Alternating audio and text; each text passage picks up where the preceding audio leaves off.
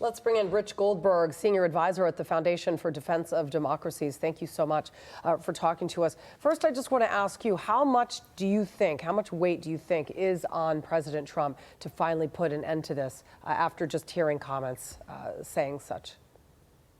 Well, I think the president has been truly committed to the mission of both destroying Hamas and getting all of the hostages back. The hostages have been coming home under this president, starting from his transition, and Israel has had his unrelenting support to finish off Hamas. We are seeing Hamas break in the south of Gaza, where you've been able to get out of the UN Hamas business model of controlling food aid.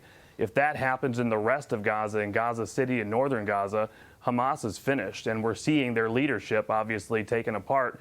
Abu Ubaida's killing, obviously, one of the last remaining leaders of that October 7th crew that launched this entire war. Speaking of Abu Ubaida, the Israel defense minister posted this, and I want to put it up on the screen. Hamas terror spokesperson Abu Ubaida was eliminated in Gaza and sent to meet all the liquidated members of the axis of evil from Iran, Gaza, Lebanon, and Yemen at the bottom of hell. Your thoughts?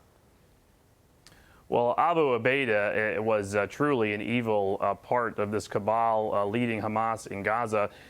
Understand that he was not just the spokesperson for Hamas, he was the head of their influence operations abroad and obviously their psychological warfare at home. A lot of the videos you've seen of hostages meant to instill fear and terror across hostage families like the one you just heard from was Abu Ubaida.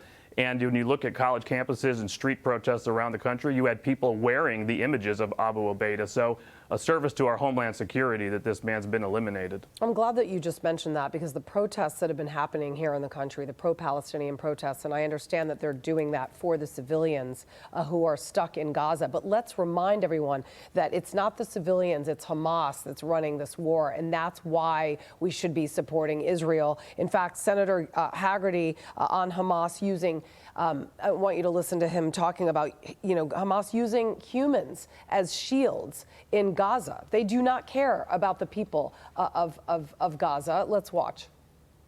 The best way to resolve the humanitarian crisis is for Gaza to quit using humans as their shield, to get away from the Palestinians. Hamas needs to go away. They are basically reaping huge profits and funding their operations off the back of the Palestinians. It's the Palestinians' plight that the Hamas is driving. They're the ones that need to go away. What further pressure can the United States, first of all, put on Hamas? And secondly, what more do we need to do to support Benjamin Netanyahu's plight here to finally end this war? Because Israelis have said they want the war to end. Well, let's also remember how complicit the United Nations and the international community is with Hamas in putting civilians in danger. The only war where you have to stay as a civilian in the middle of the fighting. You're not allowed to be a refugee even if you want to leave Gaza, as President Trump has tried to propose.